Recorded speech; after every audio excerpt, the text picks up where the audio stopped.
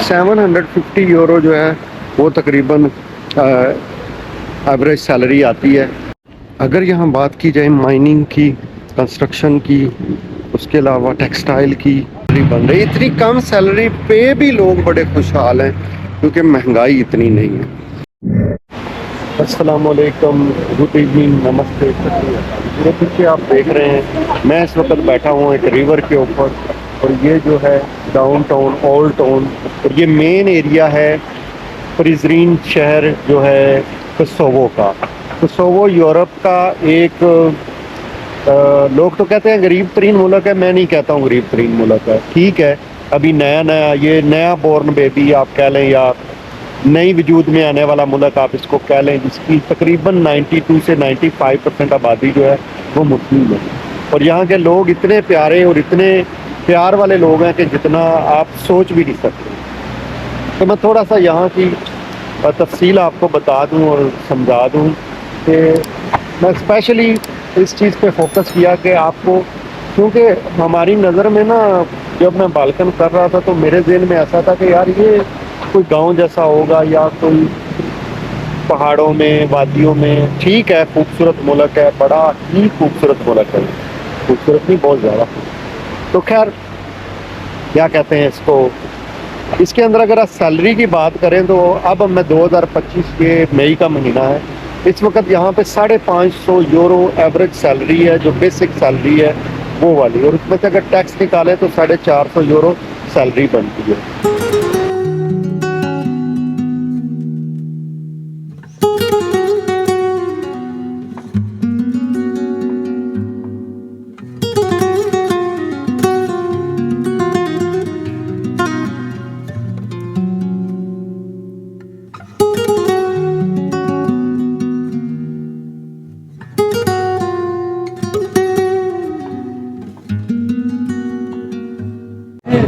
किसी भी down town के अंदर इतने सस्ते प्राइस में मैंने कोई चीज़ नहीं देखी।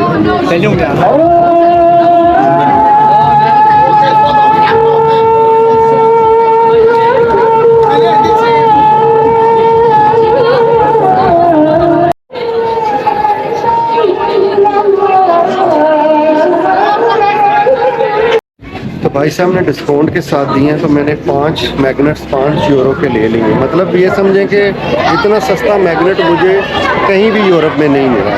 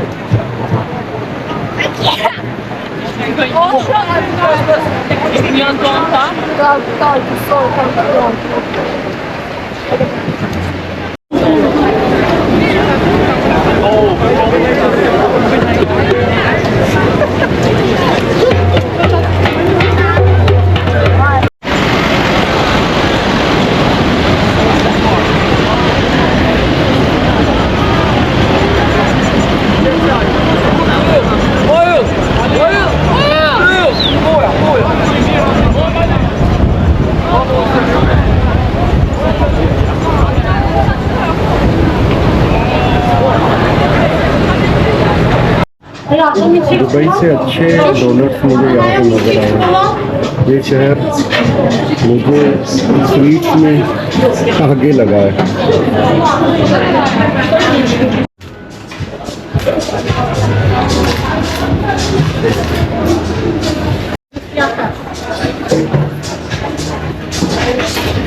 तो भाई साहब अब प्राइसेस चेक कर लो यार, इतनी फैंसी दुकान पे 2.5 में मुझे मैंने बड़ा वाला डोनट भी ले लिया और एक कॉफ़ी भी ले लिया। अमेजिंग। ये है जी कॉफ़ी और ये है डोनट और ये है बिल।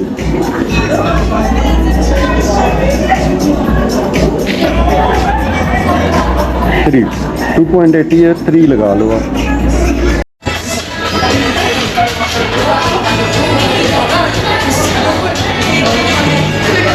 पास टाइम बहुत थोड़ा रह गया, तो चलो चलते चलते बात करते हैं और बता भी देते हैं आपको। ये जो शहर है प्रिस्टीन प्रिजन, ये छोटा शहर है, और अगर प्रिस्टीना की बात की जाए तो वो थोड़ा बड़ा शहर है और कैपिटल भी है यहाँ का। अगर यहाँ की और वहाँ की इनकम की बात की जाए तो वहाँ पे 750 यूरो जो है वो तकरीबन एवरेज सैलरी आती है, और टैक्स वगैरह निकाल के तो वो 570 तक जो है वो सैलरी बन जाती है। अब ये यूरो जोन है, मतलब कि यहाँ पे शेंगन वीज़ा लेके आप आ सकते हो। और मैं ये बता दूँ, मैं शेंगन वीज़े पे आया था मैसेडोनिया, ना आने की स्टैंप लगी ना जाने की स्टैंप लगी, और सिर्फ मुझे कोसोवो में एंट्री की स्टैंप लगी है। तो कोसोवो के वीज़े के बारे में मैं अलग से वीडियो बनाऊंगा कि कैसे कैसे और कहाँ कहाँ से आप वीज़ा ले सकते हैं। अगर आपको मैसेडोनिया का वीज़ा ले सकते हैं तो मेरे ख्याल में उसी पे आप यहाँ भी आ सकते हैं। अच्छा, अगर मैं छोटे शहरों की बात करूँ तो छोटे शहरों के अंदर मुझे ये नंबर यहाँ के नए नए, जैसे घरों के नंबर नहीं है, नई प्लेटें लगी हुई लगती हैं, ब्लू कलर की और वाइट कलर की, काफ़ी अच्छी लग रही है। अगर छोटे शहरों की मैं बात करूं तो वहाँ पे 320 350 जो है वो सैलरी बन रही है। इतनी कम सैलरी पे भी लोग बड़े खुशहाल हैं क्योंकि महंगाई इतनी नहीं है। यूरोप के अंदर होने के बावजूद ये कंट्री जो है यूरो जोन के अंदर नहीं आई है, लेकिन ये यूरो जोन की बहुत बड़ी उम्मीदवार है। लेकिन शेंजन के अंदर जैसे जर्मनी हो गया, यूएसए हो गया, उसके अलावा भी कुछ कंट्री, इटली हो गया, ये इसे बहुत ज़्यादा सपोर्ट करते हैं। खैर चलो, ये करेंसी को यूरो यूज़ करते हैं, इनकी अपनी और कोई करेंसी नहीं है। तो ये न्यू बोर्न यानी कि नया वजूद में आने वाला मुल्क है। मुझे अगर मैं गलत नहीं हूँ तो मेरे ख्याल में 1991-92 में इन्होंने अपनी जो है इंडिपेंडेंस का ऐलान किया था। तो अगर आप एक्सपेंस देखें तो फॉर एग्ज़ाम्पल मेरे ख्याल में एवरेज खर्चा जो महीने का है ना, वो 250-300 से ऊपर नहीं होना चाहिए, नॉर्मल खर्चा जो है, ठीक है। तो इतने कम पैसे कमा के भी लोग अच्छे तरीके से यहाँ गुजारा कर रहे हैं। अच्छा, मज़े की बात, मुझे यहाँ कोई फॉरेनर जो है ना, 1-2 लोग मैंने देखे हैं, कन्फर्म नहीं कि वो शायद जिप्सी हों या वो शायद इंडियन पाकिस्तानी हो, लेकिन मुझे कहीं कोई नहीं नज़र आया। शायद इतने कम पैसों में हम लोग खुश नहीं रहते, लेकिन अगर यहाँ का पासपोर्ट लेना है तो इससे बढ़िया कंट्री यूरोप के अंदर मेरे ख्याल में कोई नहीं है। वो वीडियो मैं अलग से बनाऊंगा वीज़े वाली, उसमें वो डिटेल बताऊंगा आपको। कुछ अंदाज़ों के मुताबिक यहाँ पे 92 यानी 92, 93, मतलब अलग अलग रिसर्च से 92, 93, 95 इस तरह करके मुसलमानों की तादाद लगी। लेकिन जितने दूसरे भी, या ईसाई हैं, कैथोलिक हैं, या ऑर्थोडॉक्स हैं, वो यहाँ पे अच्छे तरीके से रह रहे हैं। यहाँ पे कोई लड़ाई झगड़ा या इन लोगों में आपस में कोई प्रॉब्लम नहीं है। तो इस लिहाज से भी एक अच्छी कंट्री है ये, मेरे ख्याल में जल्दी अपने आप को किसी मुकाम पे ले जाने के लिए। मैं रोड्स की या यहाँ की सड़कों की या इसकी डेवलपमेंट की बात करूँ तो इन लोगों ने दिल से सारी चीज़ें बनाई हुई हैं और मेंटेन भी की हुई हैं। एक मैं ख़ास तौर पे एक वीडियो अलग से इसकी बनाऊंगा, यहाँ पे खर्चा कितना है या कौन सी चीज़ कितनी महंगी है, इस चीज़ पे मैं कोशिश करूँगा पूरी अगली वीडियो बना दूँ, तो वो भी जाके देख लीजिए। वरना मैं हर चीज़ नोट कर रहा हूँ, उससे आपको अंदाज़ा तो हो जाना चाहिए कि अगर एक दिन में मेरा इतना खर्चा हो रहा है तो कितना महंगा होगा ये। अगर यहाँ बात की जाए माइनिंग की, कंस्ट्रक्शन की, उसके अलावा टेक्सटाइल की और उसके अलावा सीमेंट की, यहाँ पे जो है वो जॉब्स जो हैं वो क्रिएट हो रही हैं और आने वाले वक्त में यहाँ बहुत काम होगा। और ज़ाहिर है डेवलप हो रहा है ये मुल्क, नया नया बन रहा है, बहुत ज़्यादा बिल्डिंग्स जो हैं अंडर कंस्ट्रक्शन चल रही हैं। जहाँ देखो कहीं ना कहीं क्रेनें लगी हुई हैं, कहीं ना कहीं बिल्डिंगें बन रही हैं। कोई ऐसी जगह कम ही नज़र आती है जो डेवलप ना हो रही हो। तो मुझे पहले अपना बस स्टॉप भी ढूंढना है, नंबर कौन सा है, टॉयलेट भी जाना है, पहले बस देखते हैं कौन सी है मेरी। तो ये है जी बस स्टॉप, तो प्रिजन का नाम ही अभी तक मेरी ज़ुबान पे नहीं चल रहा है। तो ये 1 नंबर से बस जाती है प्रिस्टिना की। हर बस के बाहर जो है ना वो लिखा हुआ है, इस तरह का बस स्टॉप है ये।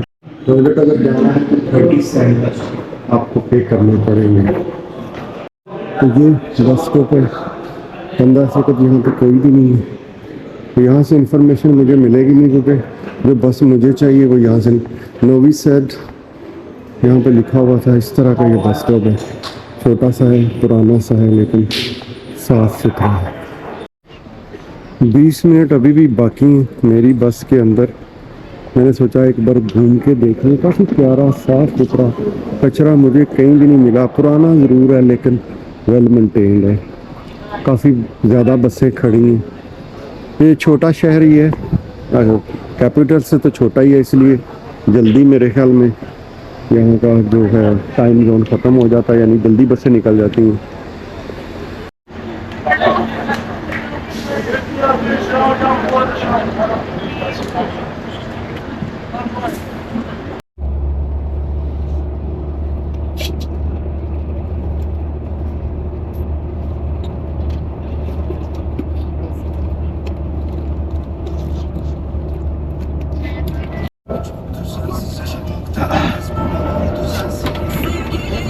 Çok özelsin, şarkılarımı tuzan da sendin. Ayrılık kapıyı çalarken seni okuyamadım diye kaldı dersin. Aklı kaderime yok teselli. Kimi seveyim kimi bu denli. Konuşur olduk senle benle işte. तो भाई साहब 2 घंटे की बस जर्नी थी वापसी के लिए। अभी 9:30 हो रहे हैं और मैं पहुंच चुका हूँ। और 9:30 बजे भी इतनी दुनिया बाहर मैंने वीडियो नहीं बनाई। मैं एक्सपेक्ट नहीं कर रहा था कि ये कंडीशन होगी। ये वाला स्क्वायर कोई मेरे वाला है। ब्रेड है ना, पिज़्ज़ा ब्रेड की तरह, लेकिन ट्राई करते हैं कैसा है। तो ये जो है वो टिक्की नुमाई है, लेकिन ये गोश्त है। इसको वो पत्थर पे रख के पकाने वाला सिस्टम है, लेकिन नॉर्मल सी जगह उसको रखते हैं।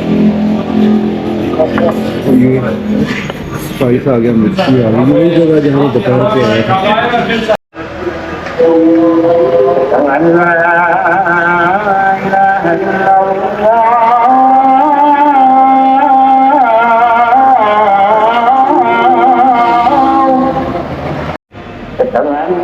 محمد رسول